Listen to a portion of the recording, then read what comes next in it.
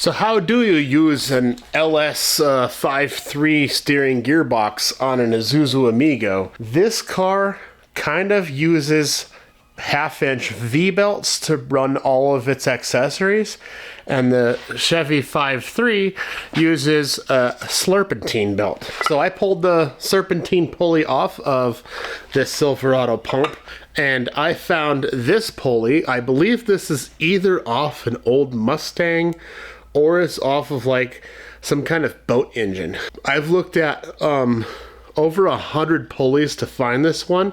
Has to be 3/4 inch diameter bore. That's not keyed. It has to be a press fit.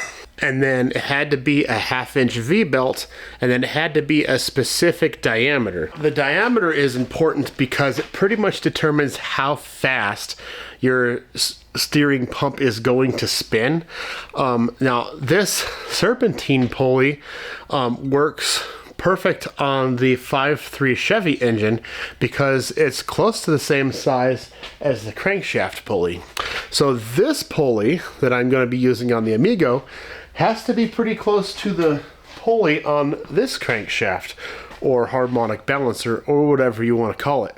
It ended up that this is slightly smaller in ratio than the serpentine pulley is to the Chevy harmonic balancer, and so we're going to overclock our steering pump by like 4 or 5%, which isn't a bad thing because if we don't use steering assist on this, spinning your pump a little bit faster can give you a little bit more power, even if it wears the pump out in, 11 years instead of 12.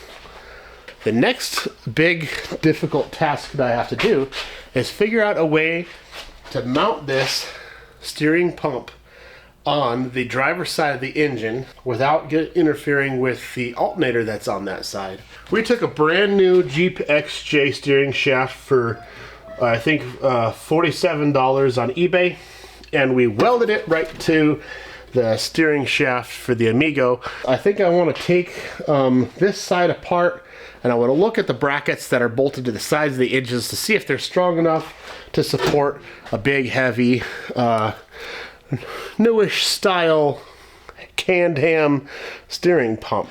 That thing is pretty big. You can see the difference in size. These pumps, this one has a reservoir, but this full circle right here is the pump itself for the Chevy.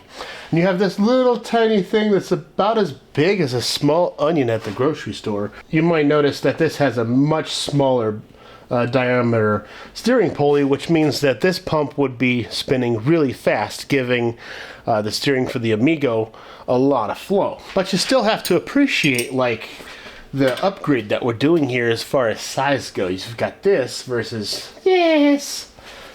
You might disagree with me, but I believe that the size of a steering pump has more to do with the weight of the vehicle than it does for tire size. If this car weighed 1,000 pounds, then its tiny little steering system would work perfect for 35-inch tires. But because we're going bigger tires, we have heavier axles, and we're adding a roll cage to this car, I think that a half-ton Chevy truck steering pump will be appropriate without even steering assist. I think this is going to do just what we want to do, especially spinning it 5% faster. This is a very small engine. It's a 2.6 liter, which is about half of what you would want for like a hill climbing buggy. But we're just gonna do some, farting around in the woods with bleep and jeep in them. So this is probably just perfect. Also, we don't really have the money to put a bigger engine in here. You can kind of see how this is all working. You got an alternator here, there was a steering pump here, there was an AC compressor here, and there was a smog pump right here. Didn't need the smog pump, didn't need the air compressor, and the power steering pump was way too small, so we've removed all those. Alright, so I just took the alternator off of that side, and I want to see if it'll fit on this side. I'm trying to get all this done by using all the same belts. So if I could use this side, you know, for the steering, for example, and then use the alternator belt to stay with the alternator, that would be amazing. Which means I'd have to mount this in such a way on this side that it can still, you know, do its thing. And then move the wiring over, which is not a huge deal. This alternator, it kind of fits this AC bracket on the inside, as opposed to on the outside of a bracket, and I could put a spacer here if I need to. That doesn't line up properly, which is a bum, but got a couple more things I can try. So if we went with one big belt, that might be aligned with this one here. Would be, but I don't want to do that. I done cut off a bunch of tabs, and then I welded this spacer on there, which is just enough for the alternator to go over. And I'm thinking might put this in the right spot. The only thing I'm worried about is this spacer that I welded on being in the way of that oil filter base.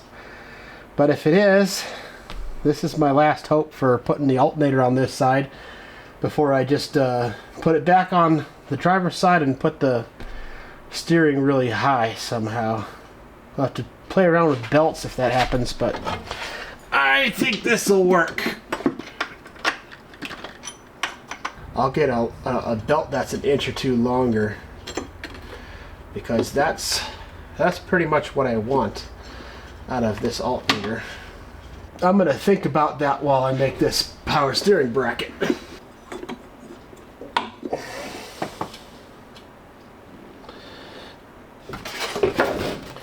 We're gonna go ahead and make some holes in it. We could start by making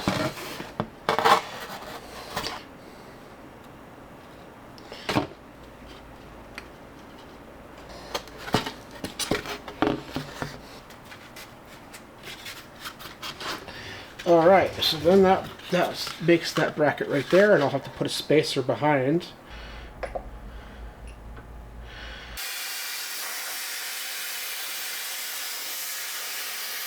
Okay, so now that this bracket is made with the arc droid, kind of let me turn this around and make another bracket that goes from this stud to where this bolt is, and then tie these two plates together so that it's a nice strong bracket that can move or be mounted rigid or whatever I want to do with that.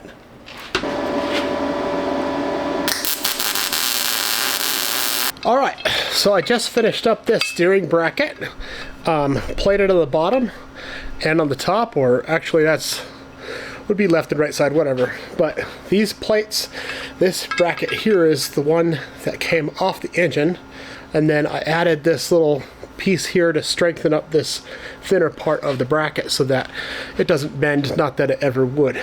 And then I made a spacer out of a nut and welded it onto this side. Just goes in there like that. You put some bolts in, tighten the nut on the back. Your pressure line would go in right there, and of course your return line is right here. And then this whole thing can be tightened and loosened by pushing it and pulling it away from the crank pulley. This part is a little too low, but for right now, it's gonna go like that. Looks like we're doing well. Got the alternator over there. Need to go get a little bit longer of a belt. This is the steering pump mounted on the correct side of the engine. I've got some distance away from the exhaust to where if I felt this was heating up the steering fluid, I could wrap it or put some kind of shield around it. I also have room down here for my steering shaft that goes to the Jeep gearbox. I need to clean up a little bit, find all the hardware. I might need shoulder bolts to mount the pump to the new bracket, and then I need to build some tensioners for both of these brackets so that once I get everything together, I can go ahead and tighten these belts, and that part of this project will be done. So tell me what you think of that. That's actually turned out a lot better than I thought it would. Steering is in the proper position in my opinion, and the alternator is over there. All I gotta do is bring some wires over and plug everything back in. We have steering, power, and we can move on to something else. What I'm doing now is I've got this brand new Jeep XJ steering line, and I found out that it's not much different than a steel brake line. It's just bigger and takes a lot more oomph. So I've got this brake line bending tool. I managed to straighten out a piece, and I'm making new bends so that I can make this steering line work with the LS pump. Now you got to be careful to not kink this, or you definitely don't want to crack it, because it is high pressure steering line. It'll see upwards of 1300 PSIs. About right there. Okay.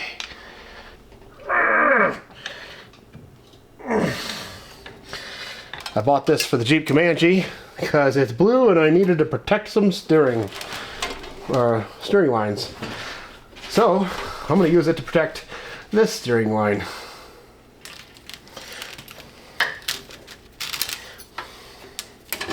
All right, we're at the end. We can cut that.